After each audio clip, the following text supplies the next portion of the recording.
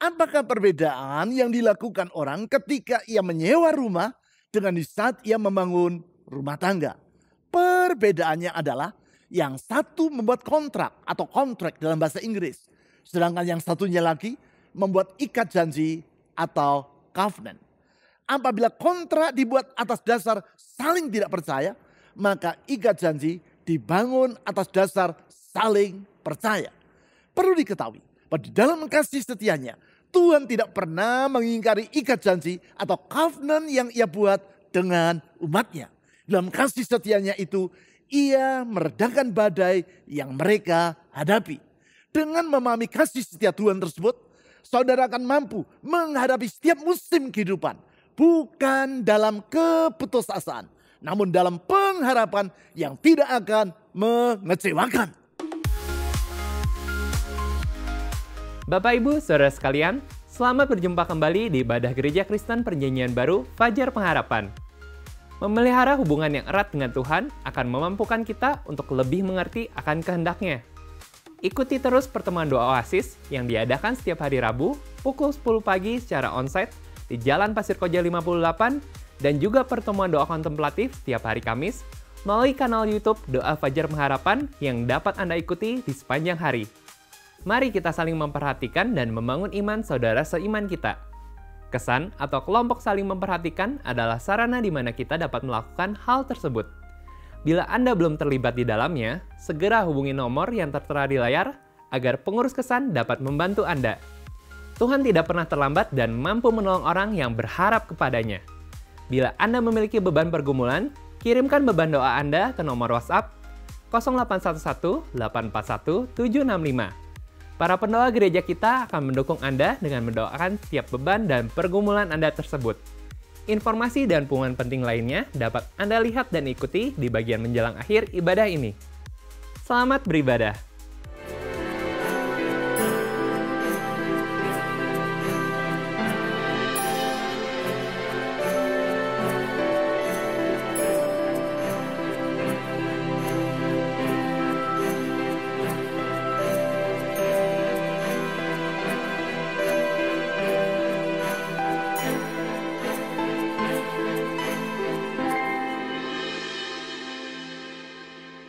Apakah perbedaan yang dilakukan orang ketika ia menyewa rumah dengan di saat ia membangun rumah tangga?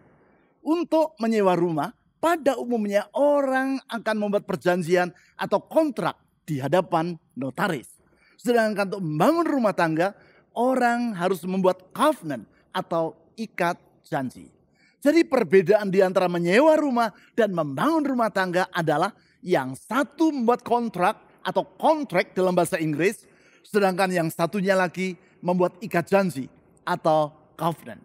Kalau demikian pertanyaannya adalah, apakah perbedaan antara kontrak dan ikat janji? Atau apakah perbedaan antara kontrak dan covenant?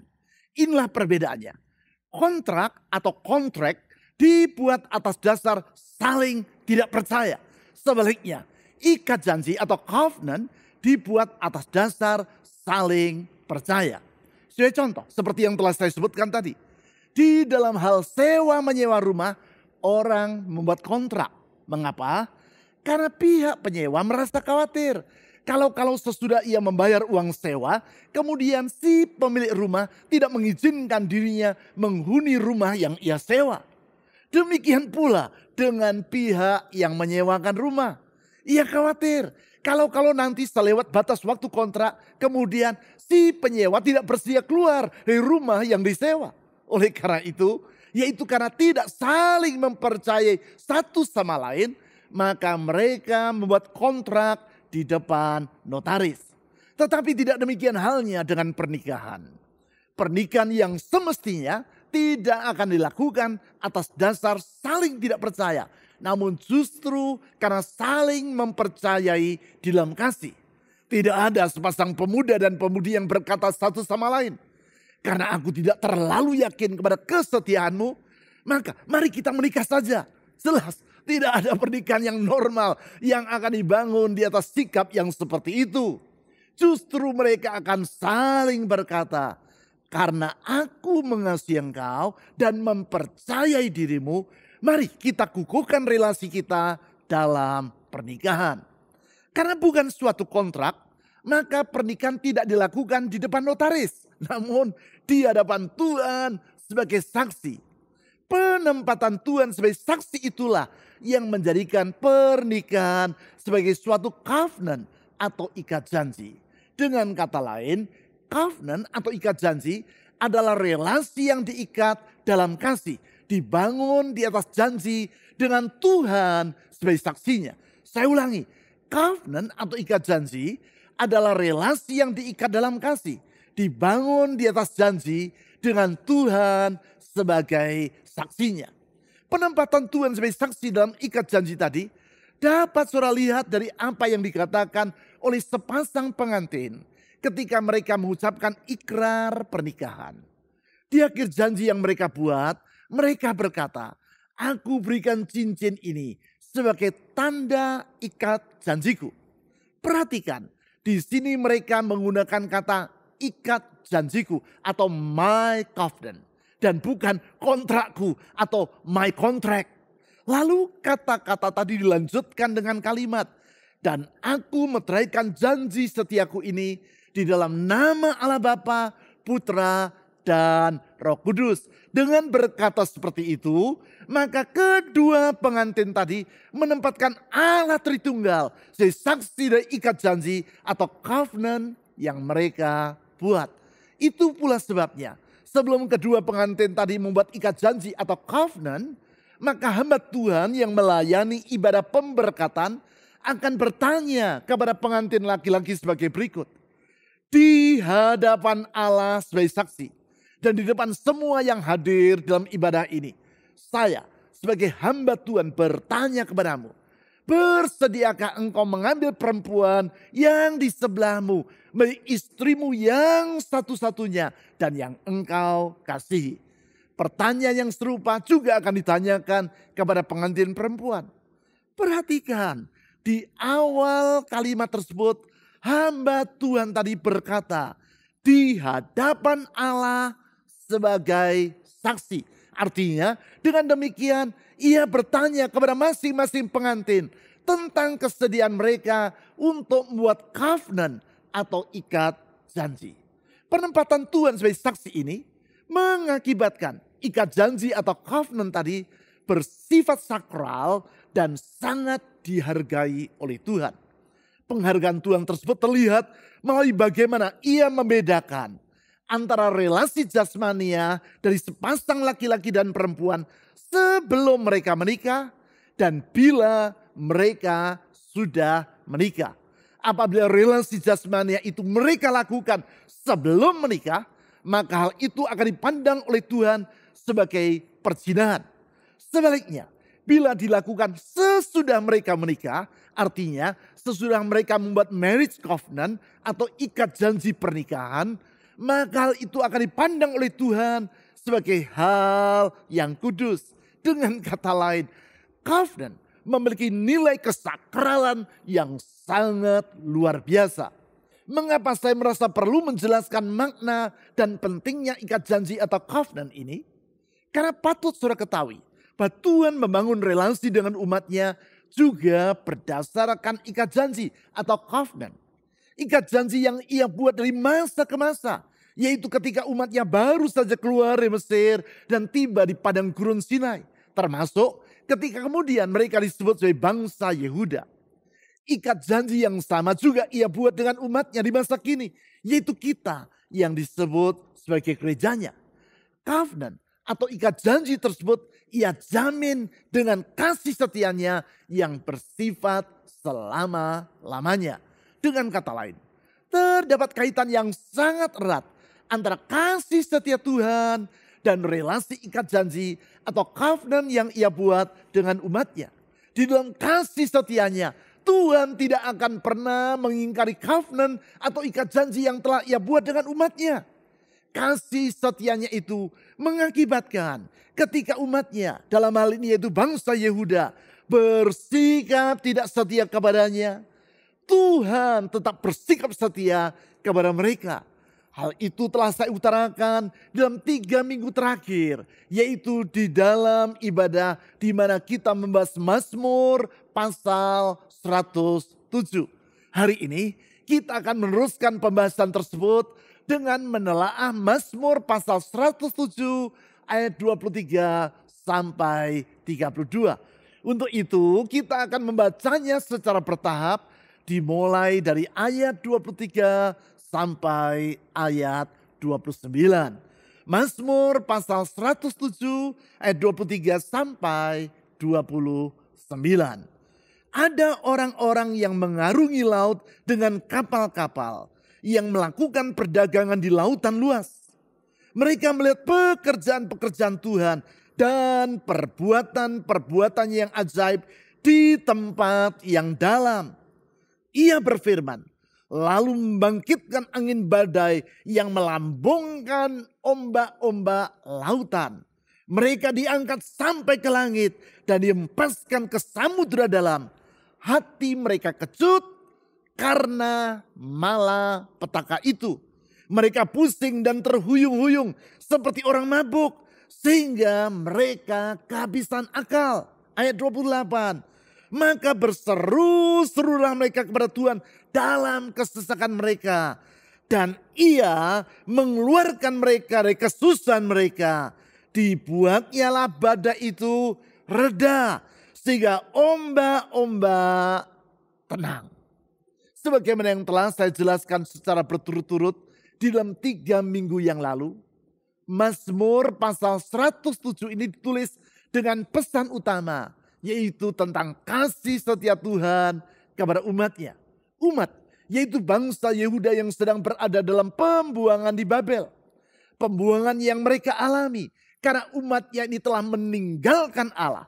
Sebaliknya menyembah dan beribadah kepada Allah yang sejati. Yaitu Tuhan yang telah membebaskan nenek moyang mereka dari perbudakan di Mesir. Dan membawa mereka memasuki negeri Kanaan. Justru bangsa Yehuda telah menyembah dan beribadah kepada ilah-ilah yang palsu. Itulah berhala-berhala yang disembah oleh bangsa Kanaan dan bangsa-bangsa di sekitarnya. Walaupun Tuhan melalui para nabinya telah berulang-ulang mengingatkan umatnya agar mereka bertobat. Namun tetap saja bangsa Yehuda mengeraskan kepala dan tidak mau meninggalkan penyembahan berhala yang mereka lakukan. Sebagai akibat, seperti yang telah Tuhan peringatkan sebelumnya. Datanglah bangsa Babel menyerbu negeri Yehuda. Penyerbuan ini terjadi dalam 3 gelombang. Dan pada gelombang yang ketiga, yaitu pada tahun 586 sebelum Masehi. Tentara Babel menghancurkan ibu kota Yehuda, yaitu Yerusalem. Meratakan bait suci yang di dalamnya dengan tanah.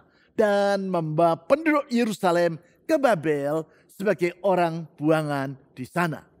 Yang mengharukan adalah walaupun umatnya telah melupakan Tuhan, namun Tuhan tidak pernah melupakan mereka.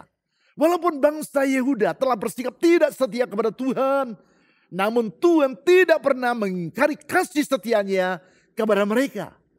Tuhan tetap menghargai covenant atau ikat janji yang telah ia buat dengan umatnya tersebut.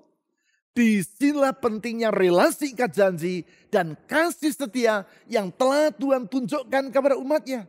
Penting, karena kasih setia Tuhan terhadap umatnya itu memberi pengharapan kepada mereka. Dengan kata lain, kasih setia Tuhan tersebut memungkinkan kita umat yang hidup di masa kini memandang hari esok bukan dengan keputusasaan, tetapi di dalam pengharapan. Izinkan saya menegaskan hal tersebut. Tuhan itu setia. Saya ulangi, Tuhan itu setia. Dalam kesetiaannya ia tidak akan pernah melupakan umatnya. Di dalam kesetiaannya ia tidak akan pernah mengingkari ikat janji atau covenant yang telah ia buat dengan kita. Seperti yang ditulis dalam Mazmur pasal 107. Di dalam kasih setianya tersebut, Tuhan menolong umatnya yang sedang mengalami kesukaran yang sangat besar. Kesukaran tersebut di dalam Mazmur pasal 107 ayat 23 sampai 25 digambarkan seperti badai yang mengamuk dan yang dihadapi oleh pelaut yang sedang mengarungi samudera yang luas. dalam situasi yang sangat sukar itu. Di ayat-ayat tadi dan ayat-ayat selanjutnya. Yaitu sampai ayat 32 ditulis. Bahwa Tuhan bertindak menolong umatnya dengan yang pertama. Meredakan kesukaran yang tak mampu mereka atasi. Saya ulangi. Di dalam kasih setianya Tuhan bertindak menolong umatnya dengan yang pertama. Meredakan kesukaran yang tak mampu mereka atasi. Pertolongan Tuhan dalam kasih setianya itu acap kali kita alami dalam kehidupan kita sehari-hari.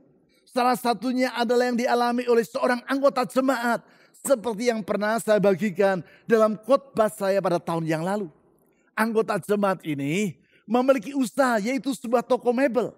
Suatu sore sesudah jam tutup toko dan baru saja ia tiba di rumah. Ia menerima telepon dari tetangga tokonya yang mengabarkan bahwa toko yang berada di sebelah toko mebel yang ia miliki sedang terbakar. Sedangkan pada hari itu ia baru saja menerima kiriman mebel-mebel yang baru. Sehingga tokonya penuh dengan barang-barang dagangan. Kalau semua itu ikut terbakar, tentu ia akan mengalami kerugian yang sangat besar. Tanpa berpikir panjang, segera ia bergegas kembali ke tokonya yang sudah tutup tadi dengan mengendarai sepeda motor. Sementara berada dalam perjalanan, ia berdoa memohon pertolongan Tuhan. Di saat itu ia benar-benar dalam keadaan tak berdaya. Karena tidak mungkin bagi dirinya untuk memadamkan api yang sedang membakar toko milik tetangganya tadi. Dalam situasi yang sangat mendesak tersebut, mendadak ia teringat kepada refrain dari salah satu lagu pujian yang sering dinyanyikan oleh anaknya. Ia lupa syair bagian depan dari lagu tersebut. Dan yang ia ingat hanyalah bagian refrennya saja. Tanpa sadar, di sepanjang perjalanan menuju ke tokonya, ia menyanyikan refren dari lagu tersebut. Refren lagu pujian yang berbunyi, Haleluya, Tuhan Maha Kuasa. Haleluya, Tuhan Maha Kuasa. Dengan penuh keyakinan, berulang-ulang ia menyanyikan refren lagu itu dengan segenap hati. Dan dengan permohonan agar Tuhan yang Maha Kuasa itu mengulurkan pertolongan bagi dirinya. Ketika tiba di tokonya, ia melihat bahwa memang benar kuasa Tuhan tidak terbatas. Dan di dalam kasih setianya Tuhan mau meredakan persoalan yang tak mampu ia atasi. Anggota jemaat tersebut mendapati bahwa tokonya dalam keadaan yang utuh sama sekali tak tersentuh oleh api. Padahal toko di sebelahnya dalam keadaan hangus terbakar. Apa yang terjadi? Ketika toko sebelah itu sedang terbakar, mendadak datang angin dari arah yang berlawanan. Sehingga api tidak dapat menjilat toko mebel miliknya. Alhasil ketika api yang membakar toko sebelah dapat dipadamkan dan sebagian dari toko itu dalam keadaan hangus, toko mebel miliknya sama sekali dalam keadaan utuh, tak tersentuh oleh api. Di saat itu barulah ia teringat pada syair lengkap dari refren lagu yang ia nyanyikan di sepanjang perjalanan tadi. Itulah lagu yang biasa dinyanyikan oleh anak-anak di gereja. Lagu dengan syair, King Kong badannya besar, tapi aneh kakinya pendek.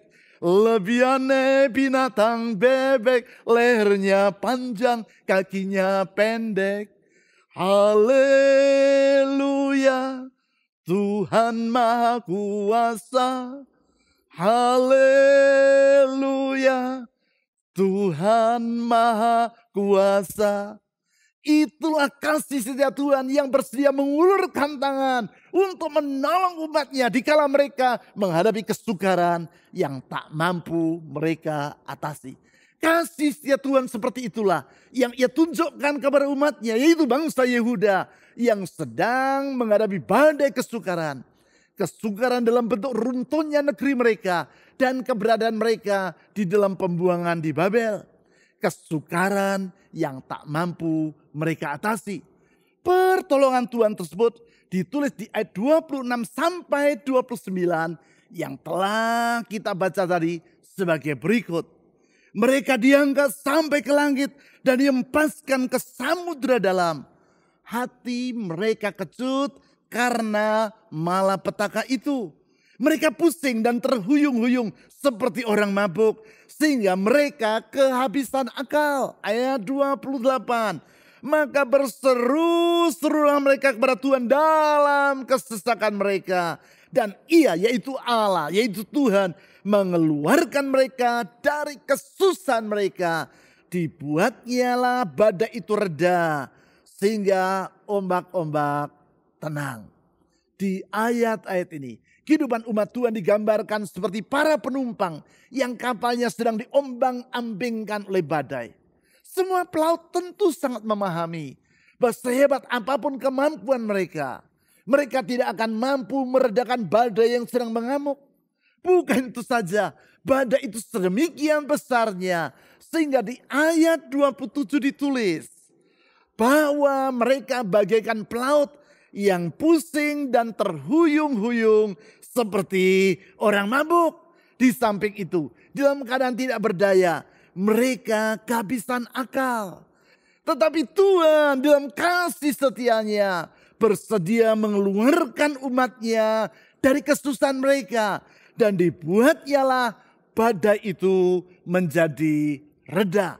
Itulah Tuhan di dalam kasih setianya. Selanjutnya yang kedua, dalam kasih setianya Tuhan bertindak menolong umatnya dengan menuntun mereka kepada tujuan yang didambakan. Saya ulangi, yang kedua dalam kasih setianya Tuhan bertindak menolong umatnya dengan menuntun mereka kepada tujuan yang didambakan.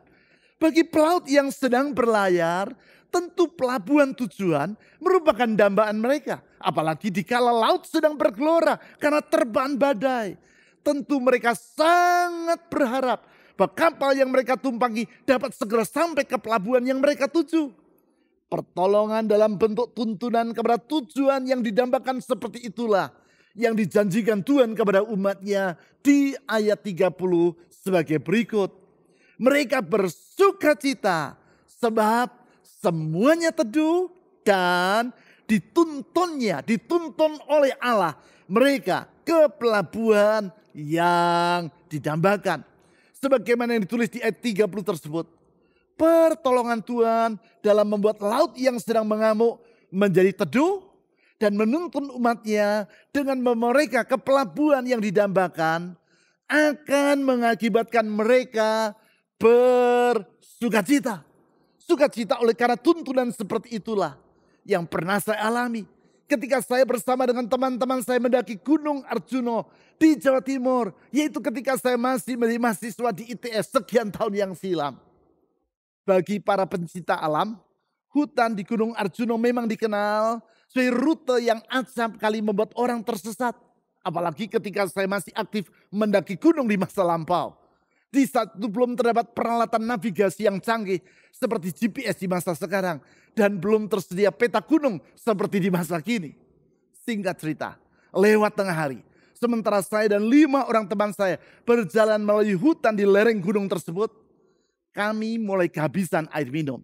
Sedangkan teman-teman saya dalam keadaan kelelahan. Oleh karena itu saya memutuskan untuk pergi mencari sumber air guna mengisi tempat air minum kami. Sebelum pergi meninggalkan mereka, saya berpesan dengan wanti-wanti agar teman-teman saya itu tidak berjalan terus, namun menunggu saya. Belum sampai setengah jam saya berjalan seorang diri untuk mencari sumber air. Saya sudah kehilangan arah dan tersesat. Bukan saja saya tidak dapat menemukan sumber air, saya juga tidak dapat menemukan jalan untuk kembali berkumpul dengan teman-teman saya. Perasaan panik mulai menguasai hati saya. Mendadak saya mendengar suara orang yang sedang menyanyi dan bercakap-cakap. Dengan mengambil jalan pintas, yaitu menerobos semak belukar, saya coba mendatangi sumber suara tadi. Betapa lega hati saya. Karena saya melihat 2 orang perambah hutan sedang bekerja menebang pohon di dalam hutan tersebut. Memenuhi permintaan saya. Mereka memandu saya ke mata air yang terdekat. Yang ternyata letaknya hanya sekitar 10 menit dari tempat kami berada. Sudah itu mereka memandu saya untuk menjumpai teman-teman saya yang sudah mulai merasa cemas karena saya tidak kunjung kembali. Dengan mudah kedua orang tadi memandu saya melewati hutan. Dan tidak sampai 10 menit kemudian saya sudah bertemu kembali dengan teman-teman saya. Sulit untuk diceritakan betapa gembira hati saya ketika dapat bertemu dan berkumpul kembali dengan teman-teman saya itu. Tuntunan dari kedua orang perambah hutan tadi telah menyelamatkan saya dari keadaan tersesat. Tuntunan dan pertolongan seperti itulah yang Tuhan janjikan kepada umatnya yang sedang berada dalam pembuangan di Babel. Sebagaimana yang ditulis di ayat 30 tadi. Ia berjanji akan meneduhkan badai, yaitu menolong mereka keluar dari pembuangan di Babel. Bukan itu saja, Tuhan berjanji akan menuntun mereka ke pelabuhan yang mereka dambakan, yaitu negeri Kanaan dan kota Yerusalem, tempat mereka berasal sebelum mengalami pembuangan. Singkat kata, Tuhan di dalam kasih setianya bersedia menolong umatnya dalam mengatasi kesukaran yang sedang mereka hadapi dan mendatangkan masa depan yang baru bagi hidup mereka. Di dalam kasih setianya, Tuhan memberi harapan bagi hari esok saudara.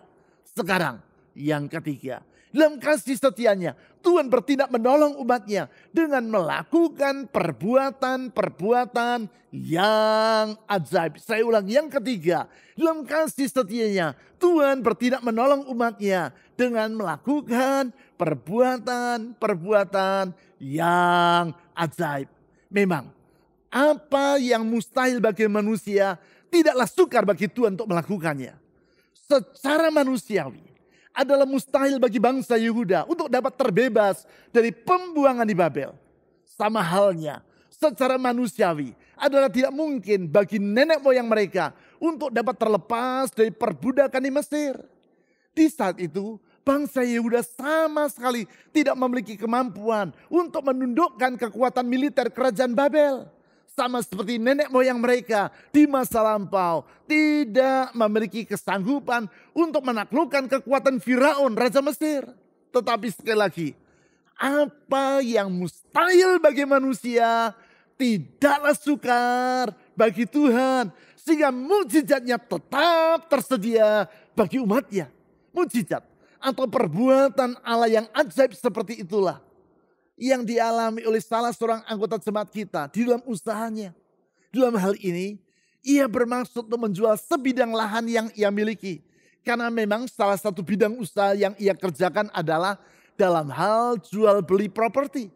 Untuk menjual lahan tadi, ia telah berkali-kali memasang iklan di surat kabar. Namun tidak kunjung ada orang yang tertarik kepada lahan tersebut. Memang lahan itu berada di jalan yang sangat macet.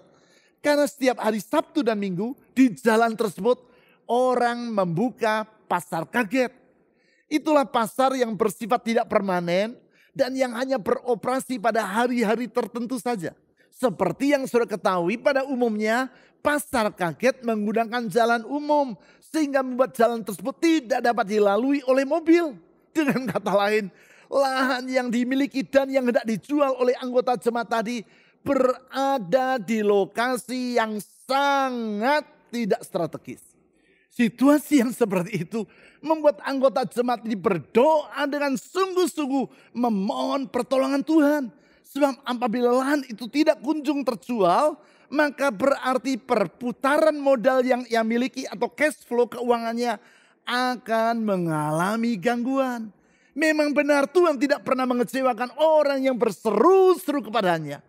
Sekian hari kemudian, sesudah ia berdoa dengan sungguh-sungguh, datanglah seseorang untuk melihat lahan yang hendak ia jual tersebut. Orang ini tidak datang seorang diri, namun ditemani oleh orang yang ia percaya sebagai ahli Hong Shui.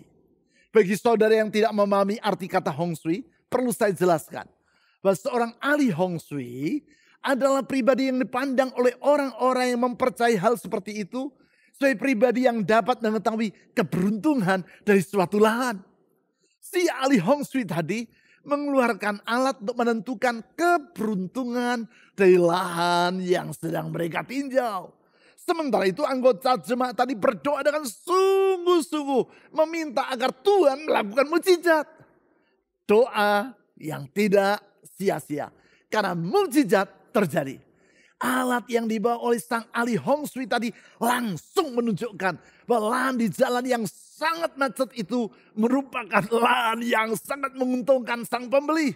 Alhasil si calon pembeli tersebut walaupun mengetahui bahwa lahan milik anggota jemaat tadi berada di jalan yang sangat macet, namun ia bersedia membelinya dengan harga yang tinggi. Sesungguhnya kemampuan Tuhan untuk melakukan keajaiban tetap tersedia sampai pada hari ini.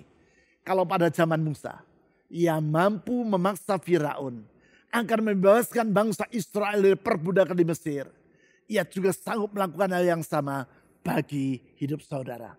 Kalau seperti yang ditulis dalam Esra pasal 1 ayat 1 sampai 4.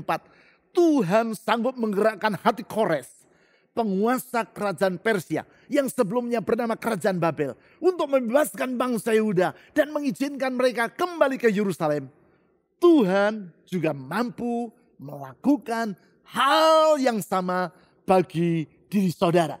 Tentang perbuatan-perbuatan yang ajaib tersebut, di ayat 31 sampai 32 ditulis seperti demikian. Biarlah mereka bersyukur kepada Tuhan karena kasih setianya.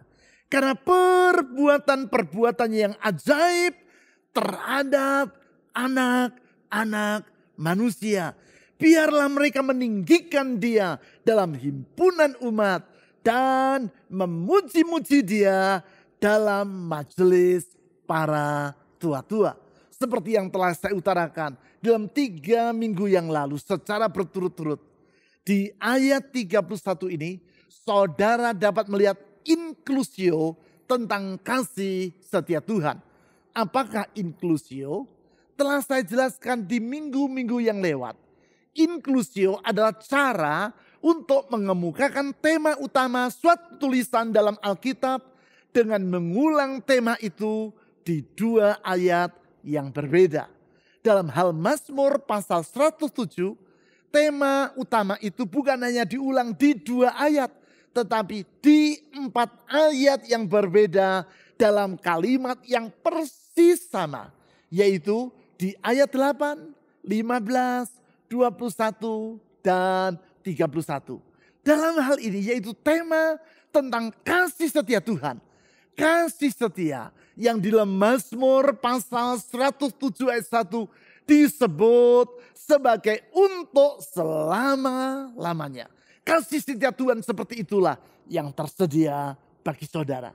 Di sepanjang bulan ini, berdasarkan Mazmur pasal 107, kita telah melihat kasih setia Tuhan bagi umatnya. Kasih setia atau yang dalam bahasa Ibrani yaitu chesed adalah kesetiaan Tuhan dalam kasihnya kepada umatnya. Umat yang dengan mereka Tuhan telah menjalin relasi berdasarkan covenant atau ikat janji. Sehingga walaupun umatnya itu telah berlaku tidak setia, Tuhan tetap setia kepada mereka. Karena ia tidak pernah mengingkari ikat janji atau covenant yang telah ia buat dengan mereka. Dalam kasih setia kepada umatnya dan kepada ikat janji tersebut, Tuhan telah rela berkorban bagi mereka. Pengorbanan yang sangat luar biasa, yaitu dengan bersedia datang ke dunia, mengambil rupa seorang hamba dan menjadi sama dengan manusia. Di dalam keberadaannya sebagai manusia, yaitu dalam Yesus Kristus, Allah telah rela menderita sengsara, bahkan sampai mati di kayu salib bagi umat yang telah memberontak kepadanya. Melalui pengorbanannya itu, ia memulihkan relasi mereka dengan dirinya, memerdekakan mereka dari kuasa dosa, menyembuhkan dan memulihkan masa depan mereka, serta menolong mereka dari badai kesulitan yang menerpa. Dengan kata lain, apabila saat ini saudara sedang berada di dalam kesukaran yang sangat besar, yaitu bagaikan pelaut yang berada dalam kapal yang sedang diterpa oleh badai yang bergelora, tak usah saudara merasa berputus asa. Kesetiaan Tuhan tetap untuk selama-lamanya. Apabila saudara sedang menghadapi kesulitan yang di luar kemampuan saudara untuk mengatasinya, tak usah saudara merasa kehilangan pengharapan. Karena kasih setia Allah di dalam Yesus Kristus tidak pernah berubah dan senantiasa tersedia bagi saudara. Mari kita berdoa. Sungguh kami bersyukur kepadamu ya Tuhan Yesus. Karena kasih setiamu itu untuk selama-lamanya. Engkau tidak pernah mengingkari ikat janji atau covenant yang telah engkau buat dengan umatmu. Di dalam kesetiaanmu, engkau menghargainya. Dan akan selalu memenuhi janjimu tepat pada waktunya. Oleh karena itu apapun badai yang sedang kami hadapi, kami tidak mau merasa berputus asa. Karena kami percaya kasih setia Tuhan dapat diandalkan. Engkau akan meredakan kesukaran yang tak dapat kami atasi. Dan engkau akan mengulurkan pertolongan bagi kami tepat pada waktunya. Membawa kami ke sasaran yang kami dambakan. Dan engkau akan melakukan mujizatmu tepat pada waktunya. Karena sesungguhnya tiada yang mustahil bagi engkau. Sesungguhnya tidak ada yang sukar bagi Tuhan. Tuhan Yesus, bukalah jalan tepat pada waktunya bagi umatmu. Menyediakan pemulihan bagi mereka. Memulihkan masa depan mereka. Memulihkan kehidupan mereka. Memulihkan rumah tangga mereka. Memulihkan kesehatan mereka. Memulihkan ekonomi, pekerjaan dan keuangan mereka. Karena kami percaya kuasa Tuhan tidak terbatas. Kesetiaanmu turun-temurun dan untuk selama-lamanya. Karena itu kami berkata di dalam Tuhan Yesus ada pengharapan yang tidak akan mengecewakan. Di dalam namamu kami berdoa. Amin. Mengikut Yesus, itulah kesukaan hatiku.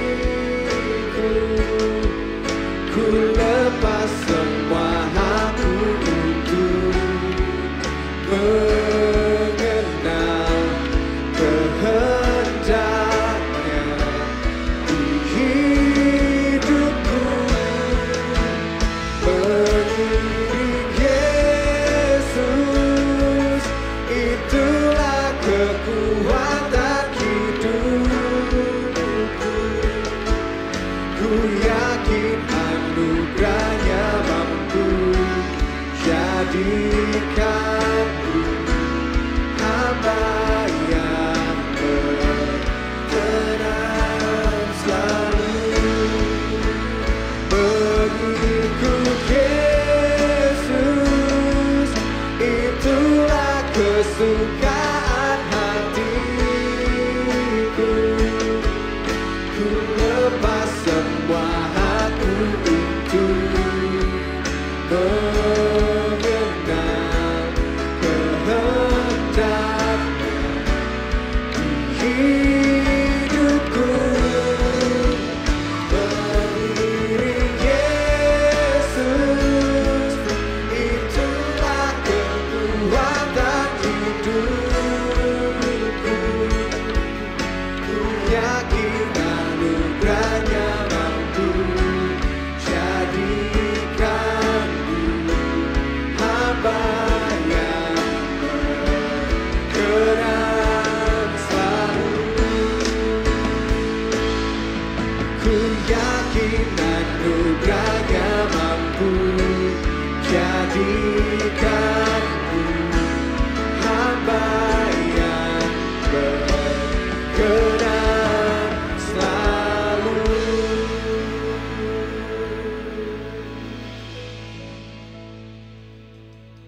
Berikut adalah beberapa informasi dan pengumuman penting dari gereja kita yang dapat Anda ikuti.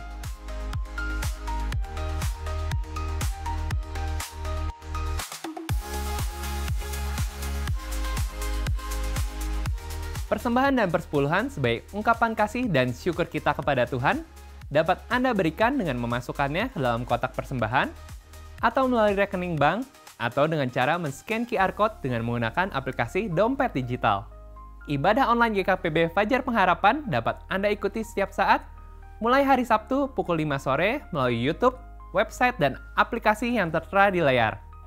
Berbagai informasi penting lainnya dari gereja kita dapat Anda ikuti melalui website www.fajarpengharapan.net atau melalui aplikasi GKPB Fajar Pengharapan serta Instagram GKPB Fajar Pengharapan. Bapak Ibu, Saudara sekalian, sehat selalu dan sampai jumpa minggu depan.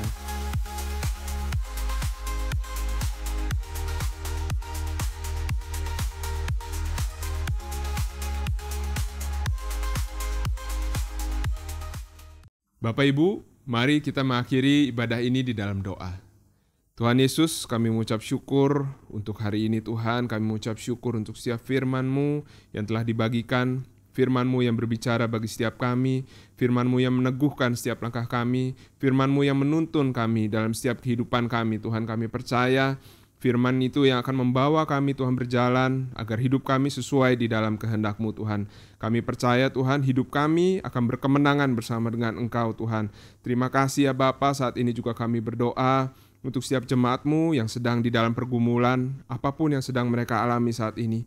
Masalah di dalam kesehatan mereka, masalah di dalam ekonomi mereka, Tuhan kami percaya Engkau mendengar setiap pergumulan mereka, Engkau mendengar setiap seruan mereka, dan kami percaya dengan kuasa-Mu Engkau juga yang akan menolong mereka, membawa mereka di dalam kemenangan demi kemenangan. Dan di dalam setiap pergumulan itu Tuhan, mereka boleh mengenal, mereka boleh mengetahui apa yang menjadi kehendak-Mu Tuhan di dalam kehidupan mereka. Terima kasih ya Bapa. Saat ini kami berdoa juga untuk setiap persembahan yang sudah dan akan diberikan Tuhan. Engkau yang berkati setiap jemaat-Mu, Engkau yang cukupkan apa yang menjadi kebutuhan mereka Tuhan. Terima kasih ya Bapa, terima kasih. Dan saat ini kami rindu juga Tuhan untuk menerima berkat-Mu. Terima berkat yang daripada Allah, memberkati seluruh kehidupan-Mu, berkati pekerjaan-Mu, berkati studi-Mu, berkati rumah tangga-Mu. Dan biarlah damai sejahtera, sukacita serta kasih karunia yang daripada Allah memenuhi kita dari sekarang sampai selama-lamanya. Amin.